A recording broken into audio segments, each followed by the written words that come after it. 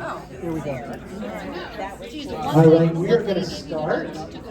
And I want to take about 5 minutes and, well, no, maybe a little more than 5 minutes now, because I want to give you a chance to eat, brother. So I get 30 minutes when he's talking to eat. So yeah, I will. I'll just kind of open up with some a little bit more global thoughts about preaching and teaching here at GBC. So let me start with this. Historically, this morning we have something a little bit unique in that we have our ladies teachers and our summer, the guys who are going to do summer preaching in here together, and which I think is really kind of neat and speaks to the legacy of GBC. It speaks to our theology a little bit, and also kind of, I think, kind of where we're headed as a church, some of the places that God is calling us to. So as I think everybody in this room knows, we're pretty unapologetically complementarian in our theology where it concerns men and women, and so we believe that God has really called us to very equal but unique roles in the home and in the church as we look at the New Testament, and particularly where that concerns preaching and teaching. And yet at the same time, we have really worked as a church, particularly in the last 30 years, I think, to see that both men and women are honored and esteemed within the gifting and calling and passions that God has put on them. And so, in particular, like bringing us together as male and female teachers, I think speaks to that. We want to take some time and present teaching that applies to both lanes, that women are called to gifted and to teach in, and men as well. And I think that here at GBC, in fact, I know I hear this from Welcome Aboard classes, particularly those that come from more egalitarian backgrounds. There's something mysterious about the way that we do leadership, the way that we want to both elevate, honor, and esteem women within our church community, while at the same time wanting to push men to lead and to take the spiritual headship that God has given them. And God raising up Amber in the time and the season that He brought her here was a huge part of that, right? And so we as Zach and Amber have been working together on, particularly with women's ministry, calling women to be women of deep theology, and so this is a part of that. And so yeah, really exciting to have both groups together. And so historically, speaking a little bit about the summer preachers this morning, how that fits into that. Historically here at GBC, we've used the roles of the summer preachers to accomplish a few things. If you go way back when we started that, it really was to give originally Dave Ward and Bob McCoy both together for a season, and then after Dave was retired, Bob, opportunities to do other things, to do other ministries, sometimes vacation as well. Dave spent some time down south and did some preaching and teaching down there. But it also was a vehicle for training. It was a vehicle for, as we saw the Lord raise up men in particular that had teaching gift, to give them an opportunity to lead and to teach. And when I got involved in youth ministry full-time, I started really using youth ministry in the same vein. If you think about guys like Dave Humiston, for example, began teaching in youth ministry. Nate Denson, if you go back a little bit, started using that as a vehicle for raising guys up and then moving them into pulpit opportunities. And for some guys, we've done that a few times. It's been clear that's not a primary area of gifting, and they're in other smaller environments where they're teaching and so on and so forth. And in other cases, it's been more of a long-term thing. Think about, again, Dave Humiston or Alan Patton's another one, right, who more routinely preaches. And so there was a vision there initially. And let me add to that too, one of the things I think we need to be really careful about, or at least I do, is not to cast, we're talking about men or women teaching, not to cast teaching Sunday school in any kind of a JV light, right? It's really significant, like even if, let's say most of you that are teaching in women's Bible study and those other contexts within women's ministry, let's say that this next year God calls you to just focus on fourth graders or something. That has equally eternal value, right? And it's actually really important that we teach, whether we're men or women, in Sunday school from infants all the way through high school with the same principles and the same level of excellence. But as we are kind of focused on a little bit more like big room teaching for men and women or the congregation, it's just kind of neat how God has grown this to where now we're doing the training together. And let me tell you, just kind of focusing on kind of where the elders think that we're going. If you were at our Covenant Partners meeting, if you are a partner, you heard us talk about the level of the massive amount of retirements that are coming amongst pastors in our region in the next 10 to 12 years. As the average age of a pastor will hit 60 in about 18 months in the Northeast. I don't know if it's Northeast or New England, I don't remember the statistic, but nonetheless, there's going to be this huge turnover. And pastors coming out of Bible schools and seminaries aren't currently meeting the need of retirement or people moving out of ministry. And so we really started talking, I think back in October as elders, about what's our role, what's our place in that. And at the same time, there's all these regional entities like Converge Network and Vision New England and some large churches that are starting to talk about what does it look like for us to cooperate with churches who are doing discipleship, doing leadership development, to actually be able to send pastors out from our congregation to lead, particularly small churches, but churches in general in New England and the Northeast. And so we're kind of leaning into that. We're starting to have some of those conversations. Zach has kind of in parallel and unplanned, he has other connections as well that are having the same conversations. And so, that's sort of in the pastoral track. But some of the things that God has done to affirm that, and this could happen for you as ladies as well in some of the either women's ministry or children's ministry around the region, is we've had the opportunity in the last 6 to 9 months in particular to actually provide pulpit supply from our lay preachers into churches that have been in crisis. So River Church, in Jewett City that we're in partnership with, Pastor Josh's wife has been going through cancer treatment. He had to take some time away from the pulpit. GBC filled in with a bunch of our lay preachers who preached last summer. Down at Clinton Bible Fellowship, their pastor, very young, died of a heart attack very suddenly. GBC supplied pulpit supply for about, I think, 3 or 4 weeks down to our brothers and sisters down there. And so God kind of used that to affirm and confirm that this is something we're supposed to be leaning into. So all that to say, there's a historical kind of road that we've already been on. There's where we're at today with this is unique, having men and women in the same room to sit through this teaching. And then there's kind of what we're leaning into, some of which we don't know yet. But I think it's pretty exciting. So with that, he's had enough chance to eat. I'm going to turn it over to Zach. Thank you very much. I'm going to sub the batteries out of this. We are going to, did anybody not get this with the 4 items on the front? Anybody not get this packet? I think there's not enough here. Okay, can you hand those out to anyone who didn't get one, please? While I do this.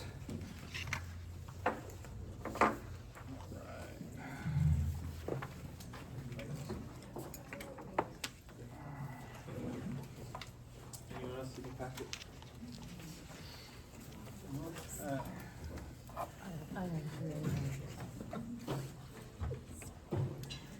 All right, so some of you have been through this before. What we're about to do is take 30 minutes, maybe-ish, to go through what would be like the first 5 weeks of a preaching course. And it's going to be high level. At some points it'll feel a little bit like a fire hydrant, and that's okay. The document I've given you I can send to you as a PDF, or Amber or Gary can.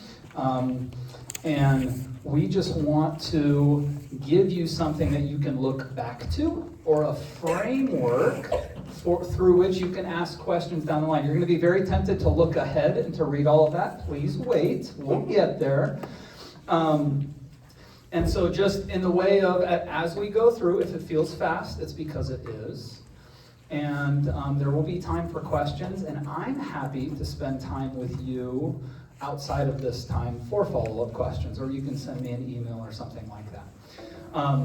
You can go ahead and turn to the second page where it says 3 pillars of sermon delivery. 3 things on here: biblical, clear, and meaningful. When someone walks away from a teaching at Groton Bible Chapel, our hope is that we can say all three of these things about that teaching. Now, if you could only pick one, and you couldn't have all three, we would pick this one. Okay? And the question on here is, does it say what the text says, not what you want to say? If the author was in the audience, would he say, yes, that's what I meant when I wrote it?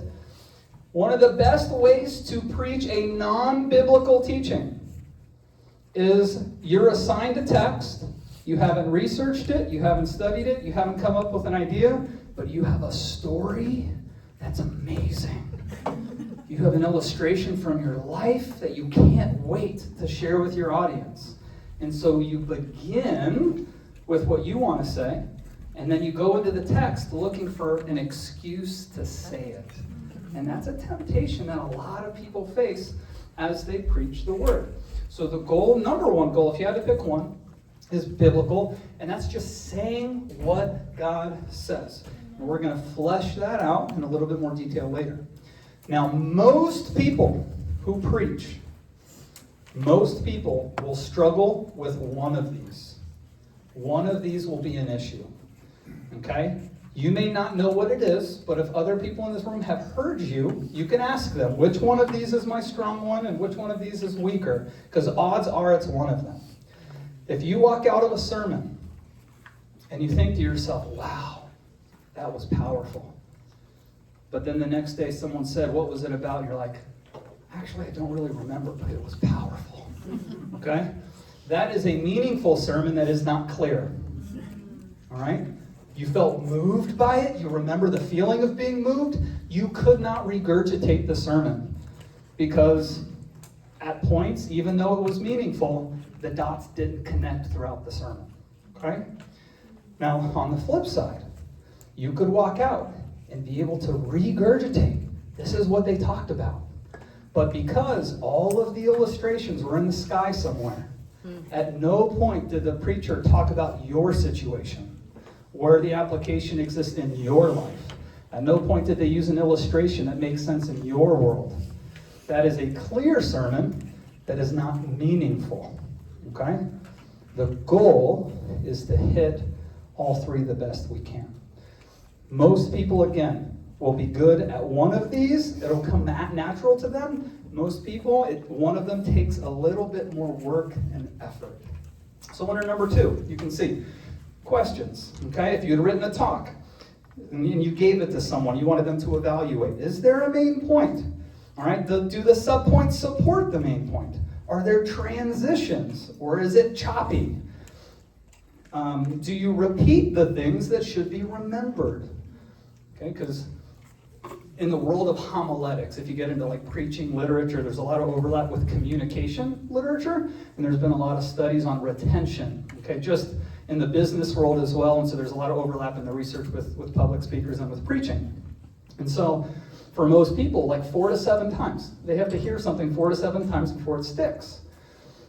Sometimes if you're speaking, you will say something, it will be profound, and then you move on so quickly. And you don't pause, you don't let it sink in, you don't repeat it at all. But repeating it even just one more time tells your audience. Okay? That's an example of being clear. Is it meaningful? So, does the intro ask a question your sermon will answer? We're going to get into introductions in a little bit. Does our introduction make people want to listen? Let me just tell you, this is a pet peeve of mine. So never do this.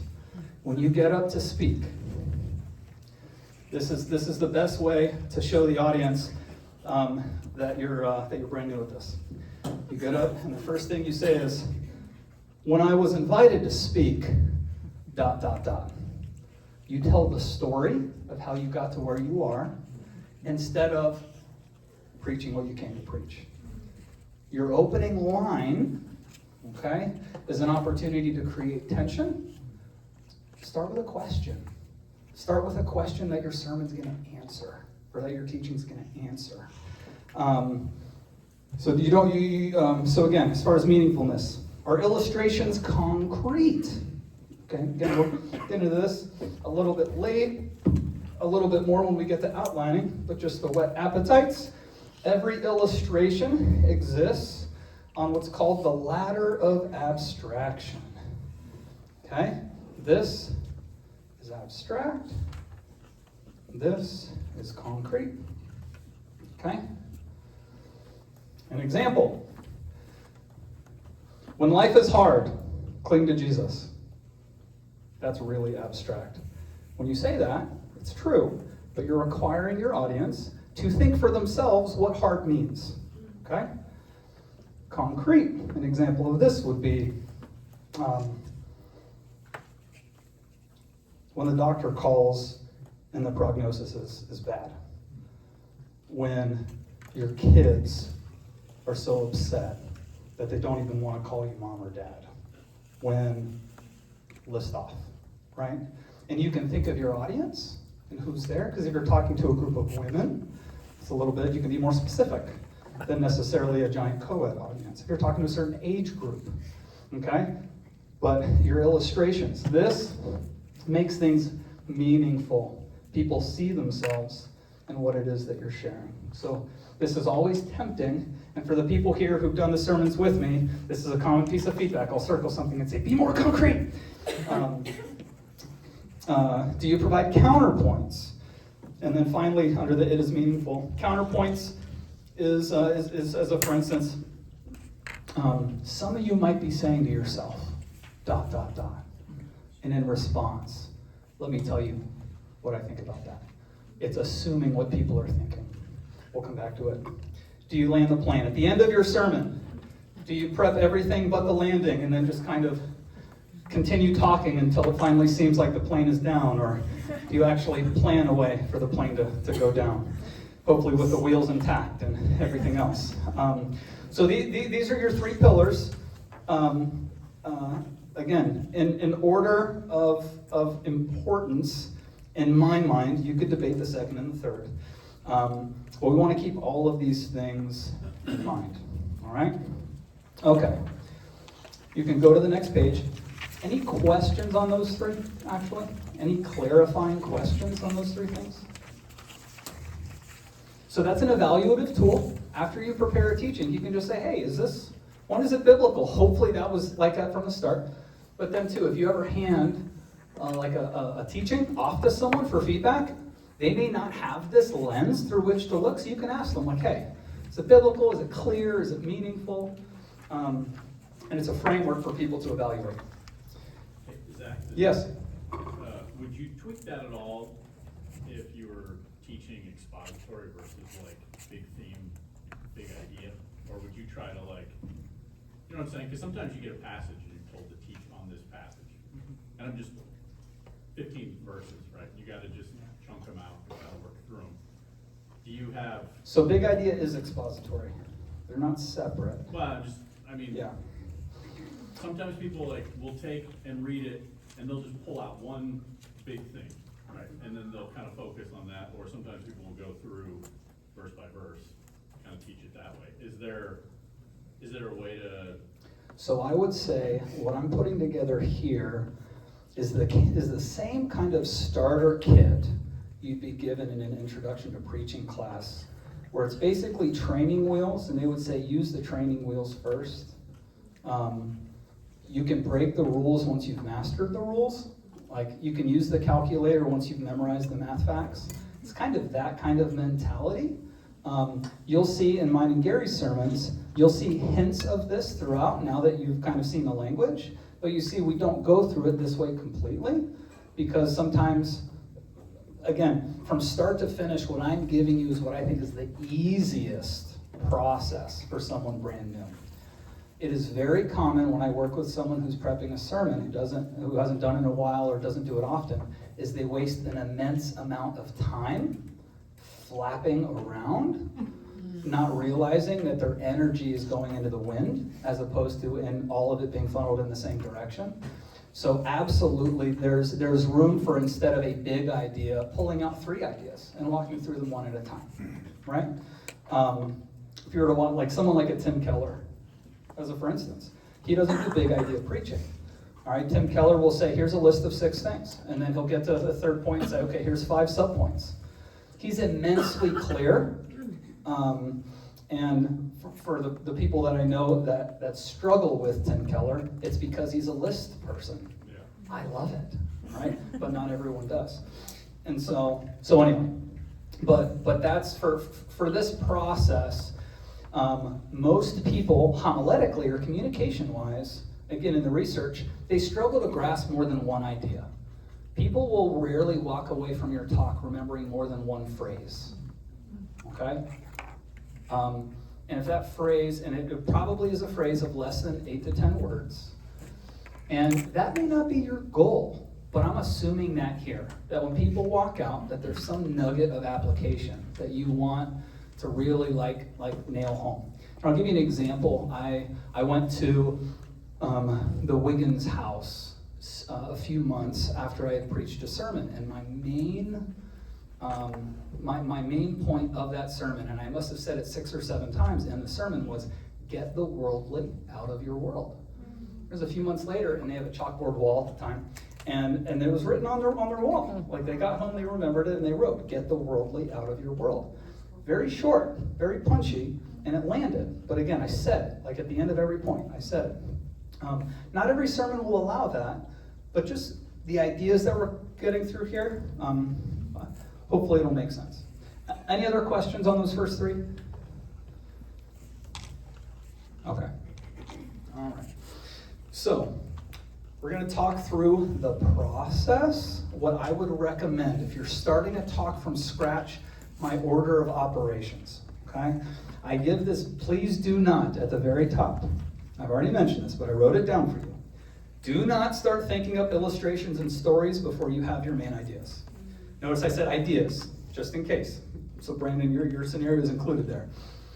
All right? You want to have the ideas first, and you want them to be driven by the text. Second, do not, summer preachers, I'm talking to you specifically. All right, but ladies, if you submit your manuscripts to Amber, do this for Amber. Do not start writing your sermon before your outline is done. I cannot tell you how much time you will waste and how much energy will go in to fixing and rewriting if you don't know the direction of the sermon. I'm not talking about your intro or your conclusion. You need to have bones before you start worrying about the muscle and the flesh. And so know where the talk is going. It is very, very difficult for me when I receive a talk, and I can tell very, very quickly when it was stream of consciousness and that there was no actual outline. So avoid these 2 things. It's a lot more work up front, but then it goes so much faster once you have the outline in place. So, number 1, read and research the text topic. And can you read that nice and loud? For text, print it out, make notes. What is it saying? What is it not saying? To what is it responding? To what is it pointing? What deficiency is to highlighting? I'm sorry, is it highlighting? My Is bad. it highlighting? How does Jesus ultimately provide or demonstrate or fulfill what the text is saying? Summer preachers use guide from devotional and pay attention to the scriptures it provides. Yeah, I ended up adding the topic thing underneath and then to get rid of those parentheses for a topic. So that's a text. For a topic, ask all the same questions, but look up relevant text first. So if you're assigned fear as a topic, or if you're assigned we're doing the Lord's Prayer, hallowed be thy name. Okay, you want to look up the relevant text and then ask these questions. But what I would encourage you to do is, for the very first thing, don't go to commentaries first. Don't go to Bible dictionaries first. You can go there eventually, don't go there first. What I would encourage you to do is to print out the text that you're preaching on, or the topic, right? So if you have a topic, you'll pick out the text to go with it, and then read it and ask these kinds of questions. What sticks out? What is it addressing? Who, again, all of these are different kinds of approaches you can take to try to draw things out of the text. Then you pick up a commentary. Me and Gary have great commentaries. I have a lot of digital stuff, so I could copy and I could send it to you if it's just for a particular passage. It's very easy for us to do. And then you can start informing, but you want to brainstorm, and I like to do this on paper, writing as much as you possibly can to try to draw out what is the text saying. That brings us to step 2. Put together the main idea of the text. Now, Brandon mentioned it could be a large passage. Preaching professors that I went to school with, because it was very much a big idea preaching school, would say it doesn't matter how big the passage, you can always come up with one main idea. You might have 4 chapters of Proverbs that you're preaching on. You can still come up with one main idea, much to our chagrin at times. But whatever the ideas are of the text, you want to draw them out. What is the text saying? Then, subpoints. Most of our sermons are roughly 2 to 3 subpoints.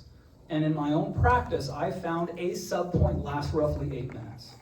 So just as I build it out in my head, that's just how it's worked for me.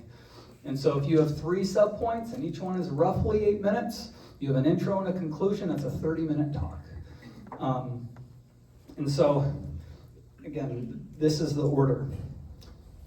Once you get to your subpoints, then we build those out. Now I want to point something out. I didn't start with the introduction.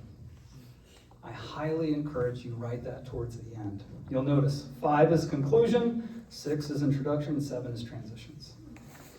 Because the introduction, the goal is to ask the question and build attention that the sermon's going to answer. And if you haven't written the sermon yet, or the teaching, then you don't know what question to ask.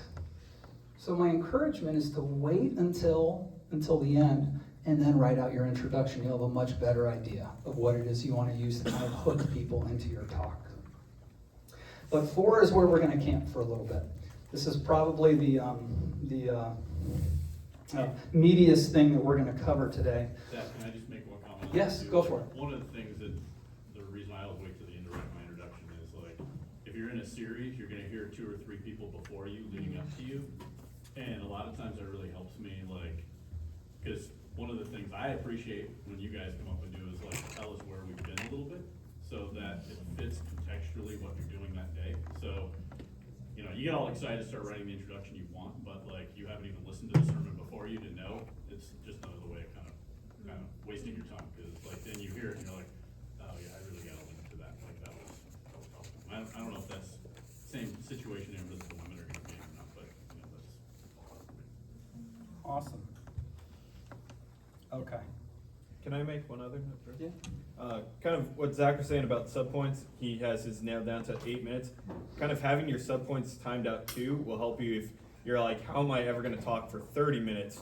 Viewing it as, well, it's actually 3 8-minute talks with transitions between. Or if you're like me and it's like, how do I narrow this down to only 30 minutes?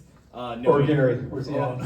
Like, all right, this one took 20 minutes just to go through this one subpoint. I need to trim some of this down and make this more of like an 8 to 10 minute. So, when you're making a point in your talk, it is really easy when you think to get kind of overwhelmed in the process and to see that there's a lot to do. And I encourage you to break it down into chunks. Okay, chunks that you get to focus on. Forget about everything else in the talk.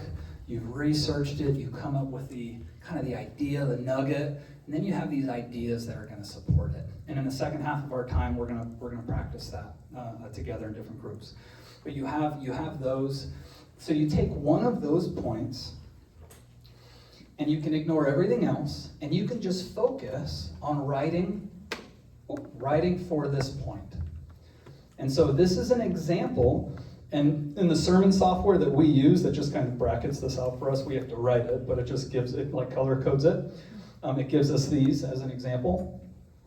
But my task for a day, if I'm way ahead and I'm planning, might be just to write the explain portion or to just come up with the illustration. And so if I have the point that I want to make, explain, this is history, background.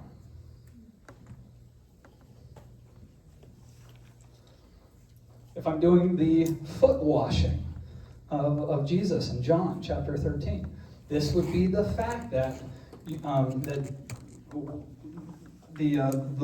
debasing view of foot washing in their culture. This would be Joseph and Asenath is a Second Temple literature in which there's a foot washing between a marriage and they don't want it because of how debasing it is. That would fall under explain. And so explaining what is being said, adding clarity to what's being said. Now I'll tell you, okay? The younger your audience, the less time I tend to spend on this, okay? Because the younger the kids are, the more important this becomes to sink in what this is saying. So if you spend a lot of time explaining, and for some people, this is where they park. 60 or 70% of their point will be an explanation.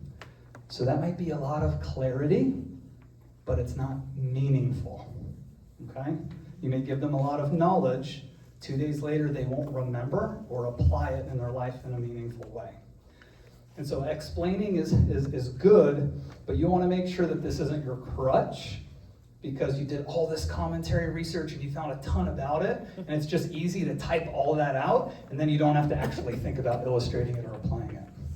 So just be aware. Next is illustrate. So you've explained the point. An illustration can be biblical. You can actually find a story from elsewhere in the Bible. It can be from history.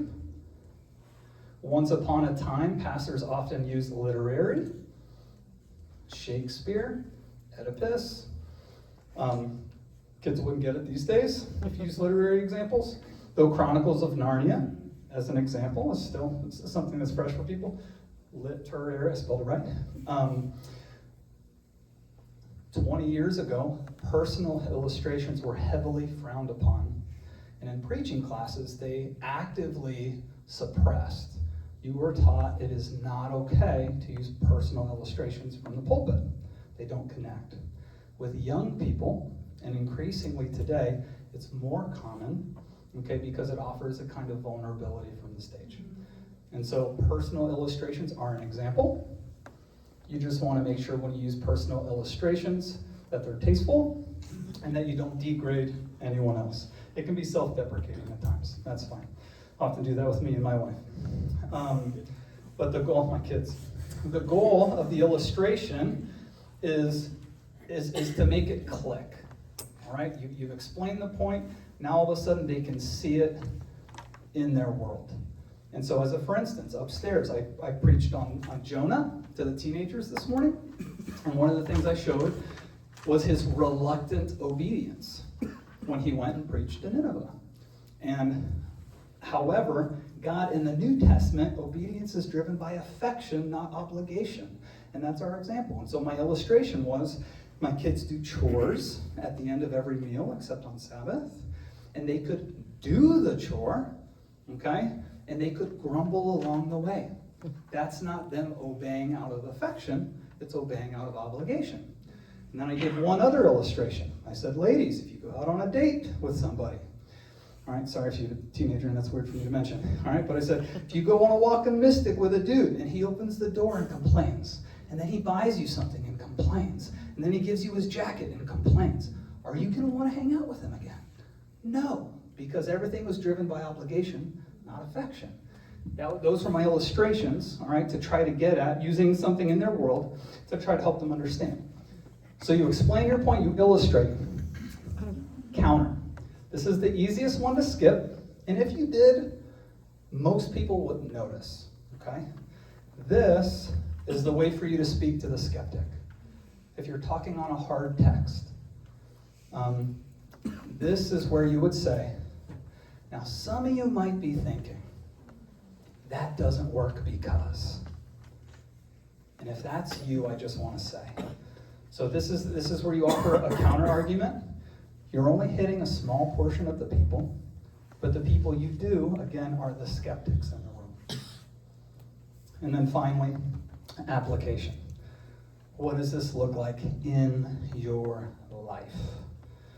And so getting into their world for the teens, I shared a story about me being miserable in middle school and a kid that I really didn't like showing up to youth group and me not wanting him to be there because I had to be nice to him. And I wanted him to be punished, not changed, which is what Jonah wanted for Nineveh.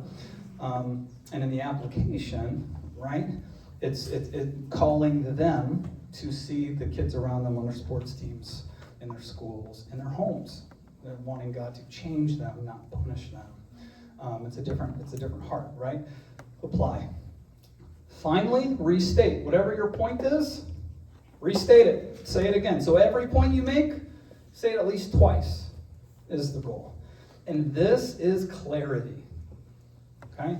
You may fumble in here, all right? But if you can at least say the point twice, it's clear what you said. And if someone gets distracted, if they get a text, or they have a kid who's crying, or they have something they're dealing with and they get pulled away somewhere and they missed this, okay, you saying it a second time increases quite a bit the odds that they actually hear what you say. Because distractions abound, as you all know, because you've been in there on Sunday mornings, right? As distractions abound. Okay. That is one way to organize a talk. I am going to give you a point. I'm going to give you a second way. How are we doing on time? All right. And this is option B down here, and this is called the conflict arc. Either or. Don't try to do both. Pick one, okay? One of these will suit your personality. If you're very linear, you're going to love the explain, illustrate, apply, okay? If you're more of a storyteller, you're going to like option B better. You see what it says, problem in the world, okay? Starting in their world, problem in the text, solution in the text, solution in the world. And so, for this particular case, for me, with Jonah, I opened with the problem in our world. We all have people that we're going to meet that are difficult, and that if God presented the option, we would rather them suffer than them change. I started there, okay? Then you go into the text, and you see that's what Jonah wanted. All right, problem in the text. What do we see in the text? God makes him proclaim, he gives him a plan, and he lectures him at the end. And even though his heart didn't change, God makes his desire for the nations to meet him very clear. That's the solution in the text. Solution in the world. We go out and make disciples of all nations. That's the conflict arc. Okay? Start in their world. It's kind of a hook. Problem in the text. Solution in the text. Solution in the world. All right. Fire hydrant. I told you it was a fire hydrant. Show of hands. If you had to choose between these two ways, just naturally, of teaching or preaching, who would be option A? Who would be option B? Okay, I'm more of a B person personally. Okay, cool. All right, so that's the hardest part. I encourage you, break out your points, and then focus one at a time. And then you can get feedback on those. But again, a great way to kind of think through that linearly. Finally, write a conclusion, write your introduction, and write your transitions. I'm going to talk about transitions for a moment. This is a struggle. I struggle with transitions. I'll just be completely honest. Let's see, you have point 1, point 2, point 3, conclusion, introduction. The transitions bridge each of these, okay? Now, I will tell you my cop-out transition that I try not to use too often, but when you hear it now, you'll know it's my cop-out transition, is just moving on, all right? Or next in the text we see, okay? That is a cop-out transition. It is the weakest possible transition. I remember hearing Okay. you say those. Yes, you will, and now you notice it more. Yeah. Okay? The best transitions, you can't even tell they're transitions. Okay? So if you have the time and you have the energy, or you just want to practice this, the best kind of transition will wrap up the first point while asking the question that the next point answers. That's the point of a really, really well-written transition. And so you've wrapped this up, you've restated it, okay? You respond to that statement with a question, that's your transition, and then your second point answers that question. All right, so transitions are about building and relieving tension. And questions are just such a great way to build and relieve tension. People will pay attention more when they're engaged with a question, because you're asking them to participate when you ask questions. And so I would recommend you do those at the end when your points are written out, when you know what it is that you're going to say, and if you have time, you can go in, and if you don't have time, you can just write, moving on to the next section. And that can be your transition. But yeah. Okay. Questions? Yeah, I'm so sorry. So just to be clear. Ooh, let- clarity. We yeah, like that. Let's say so I'm just asking, so if you have 3 points, because you're saying you're transitioning to the next, are you using, so if you choose an example, the conflict arc, you're using the same one every time? No. Or can there be a mix? No, Or- it can be a mix. Okay. What I mean, for the same point, you can't do both. Yeah. Yeah, you can absolutely do that. Okay. But And you're what- repeating that process again? You are. Yeah. And the reason, so I give both of these, it's formulaic. In the beginning, formulas are really helpful. If you don't do this often, to literally write on your page, explain, illustrate, counter, and then just to write out a few sentences for each, like it's formulaic, and then you mesh them together. But to get it down with the formula just alleviates so much time and pressure. And so the same for option B, the conflict arc. Absolutely. And if you can do both and both are natural for each of your points, you're like, ooh, that one works way better. Ooh, this one works way better. Yeah, absolutely. Hey, Zach, can I? Go for it. Stress one quick thing. So the counter thing, I think you can't stress that enough. And the reason I say that is because I think we can often just preach to the choir. And I think that the counter piece is the piece that shows that your faith can really walk around in the world, right? Like that, you've felt this, you've seen this, you've seen the truth of where it meets up with the world, and you know the argument, and you can provide an answer. And I think a lot of times, like, you listen to sermons, and yeah, it was great in terms of maybe, I don't know if equipping is the right word, like encouraging, right? But in terms of like, if your friend from work came that day, and they have no context of any of it, like, would they have been able to at least get something out of it that, like, to your point, sort of spoke to where they're at? And this church, I would just say, from an elder point of view, like, we want to equip and unfold, right? We want people here to get something and certainly be encouraged, but we want people to come in to go, I want to come back next week because they're talking about something that actually lives in my world, and this is a thing I'm struggling with. And so I just think that if we don't do the counterpart, if you just kind of like, that's just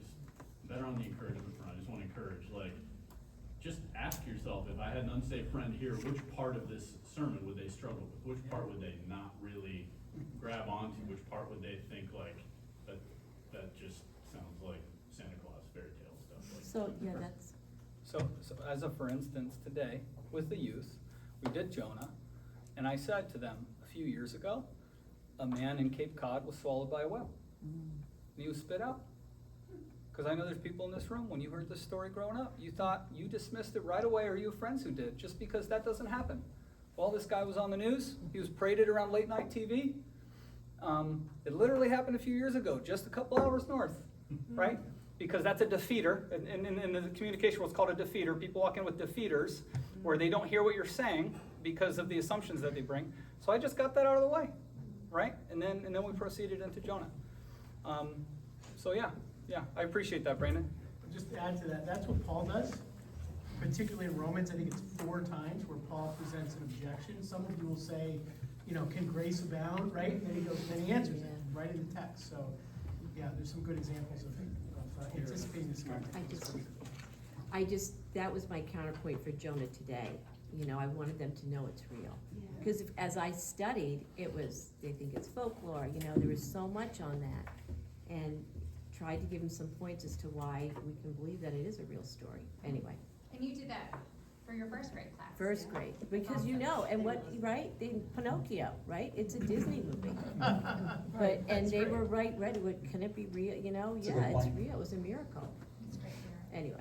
All right, so It can be simple. turn to the next page. Our last fire hydrant. This is more simple than you're going to want it to be because we really like to overcomplicate things like this. Okay?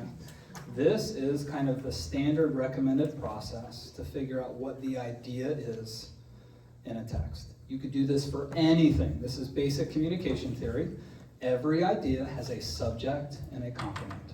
Every idea. Okay? And so the subject is simply what is the text talking about. All right, so down here I have an example. 1 John 4:10. And this is love, not that we have loved God, but that he loved us and sent his son to be the propitiation for our sins. Subject, okay? I phrase it as a question. I find it more helpful. You don't have to. What is the essence of love? Okay, you could just put the essence of love, the source of love, the definition of love. All right, you're asked, what is the text talking about? It's talking about love, okay? The complement is what is the text saying about what it's talking about? All right, so in this case, the sending of Jesus and his death on the cross. All right, I phrased it as the answer to that question. That's what it's saying about the essence of love, the sending of Jesus' death on the cross. So those two things will give you, now, this is a verse. If you ever do this for a verse, if you're preaching a verse, you're going to more or less just rephrase the verse for this part of it. If you have a passage of 6, 8, 10 verses, it's a little bit more difficult, okay? To look at that passage and say, okay, what is the big thing the author is trying to get at? And then what is it saying? What is he saying about what he's trying to get at? The exegetical idea is merely combining the two. You're not doing anything fancy. You're just combining them. The essence of love is God sending Jesus and him dying on the cross for us. The homiletical idea is you wordsmithing. You trying to figure out a way to phrase the exegetical idea in a way that's memorable, using alliteration possibly. And so the example here, to truly understand love, you must understand the cross. Now this is my Good Friday message, just as an example. Like I went through this process for my Good Friday sermon in preparation for this. And so when you have a passage, just those two questions to start. What is the text talking about? Now some are preachers. You have a little bit of an advantage because for you, you're literally given 3, 4, 5 words out of the Lord's Prayer. And then Gary is giving you this resource that gives you what the Bible says about that topic.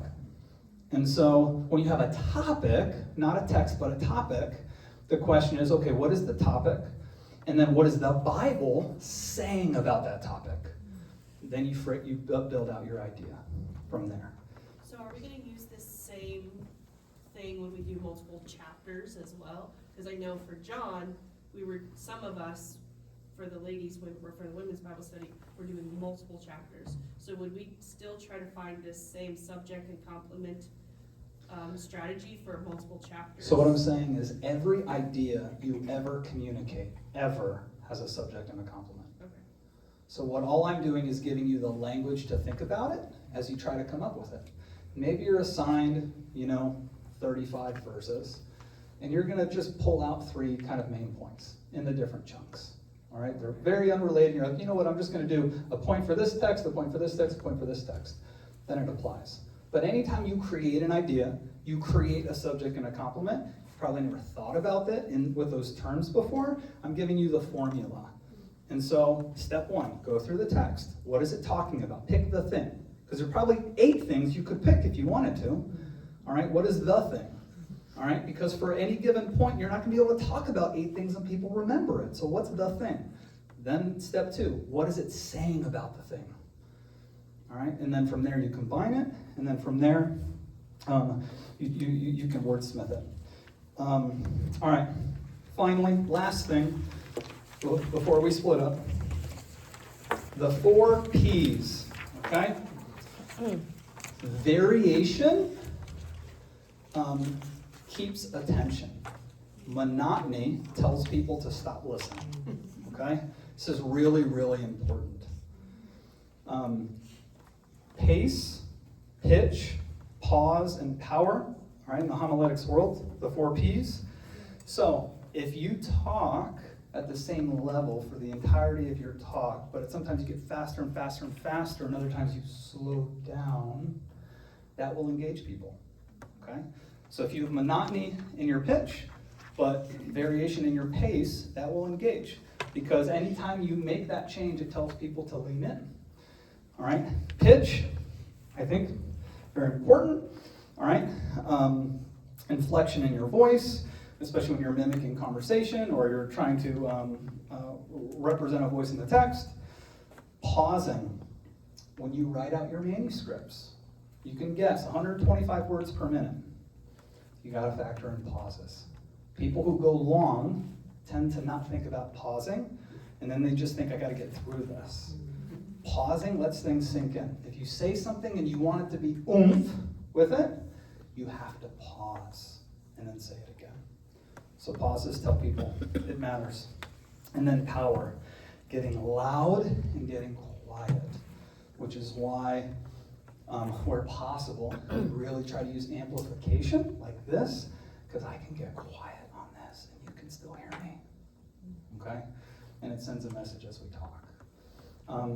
Now, most people will struggle with at least 1 or 2 of these, but if you don't make variety when you talk, you will lose people. You just will. And anytime you make a change, the people you lose come back. That's how our attention spans are wired. The best thing I could recommend is to preach like you're reading a book to children. That's what I put at the very bottom there. When you read a book to children, you have to vary all those things because kids unabashedly will stop paying attention. They don't care about your feelings.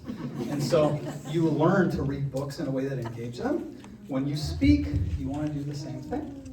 Now, some people, and this will be some people in this room, you manuscript, and honestly, it's a little scary being in front of people. Like you get up there and you have your manuscript, and you're just trying to get through it, okay? I feel that. I totally understand if that's where you're coming from. This is the last of your worries, okay? You're just trying to get through what you prepped, what God has given you to share. That's totally fine. This is kind of the frosting on top. But as you prepare, as you run through your manuscript, you can do it in front of a mirror. I would encourage you, think about these in your run through, and you can make little notes in your manuscript for pause, okay? Get like a permanent marker, off color, and just do a slash every time you want there to be a pause, or write the word pause in the text. And time it in for yourself. And you can just build that into the practice. So, anyways, questions about the 4 Ps? Yeah? I don't know if it's really a question about 4 Ps, but what happens when you practice and then you get up there and it all just, and I mean that sound intentionally, like it just falls out of your brain, and then all of a sudden you feel like you have no direction of where your message was intentionally supposed to go, and then So there's a few things. One, encourage you to practice in the space if you haven't already. And so part of the nerves is a lack of familiarity. And so if you don't often, if you're on the main stage on a Wednesday morning, as a for instance, like go to the space where you're going to be speaking and speak there. As you speak, look above where the people are going to be. And then when you speak, look above them. All right? Look out to the back. And if that's really your struggle, not making eye lines with people, looking at the back, and having been in the space prior will help some of the nerves. The final thing is just to have the manuscript and to have read it 8, 9, 10 times out loud. That's very important, out loud. And so you're introducing a lot of familiarity to the practicing process so that there's not as much unfamiliarity when you're there, because that really activates the nerves when people are on stage. So I'd encourage those 3 things. And other than that, it's practice. Other questions? I have a question. When you're planning like your 2 or 3 sub-points, I think you mentioned it, but I wanted to write it down. About how much time do you want to spend on a subpoint, like a range? So it depends on, you're talking about in the sermon, like Yeah, how long yeah. should it be? It depends on how long your talk is. So if someone says you have 30 minutes, all right, a rule of thumb is 10% for your closing and your introduction. Oh, okay. If you had to time it out. Yeah, no, I like So that. so that'd be 3 minutes and 3 minutes, and then that'd be 8 minutes per subpoint. Okay. So, in my preaching class, the first sermon we had to give in the class, that was what they made us do, and you could have created a timing limit and everything. But sometimes you'll have a 6 minute or a 10 minute, right? The goal Right. is at the very Okay, end for it no, to that's work good, out. I like that. All right. Well, we're gonna split up, and, you can? Okay, there are more ladies. The ladies outnumber. So the ladies are gonna stay here, the guys are gonna follow Gary. Gary, come grab these.